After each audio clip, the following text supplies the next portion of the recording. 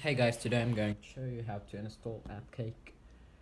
As this guy requested, he didn't know how to pass the verification, so I'll be teaching you how to pass it today. So what you're going to do is open Appcake for iOS. This link will be in the description, and Appcake for jailbreak here. Install Appcake for jailbreak is here. If you didn't watch my latest video, I will recommend doing that to know how to install Appcake for jailbreak on iOS 14. So here, Appcake for jailbreak is here. So here, press don't allow and no thanks. Now press on verify, allow, close, and on settings and go to general and scroll down to profiles and device management.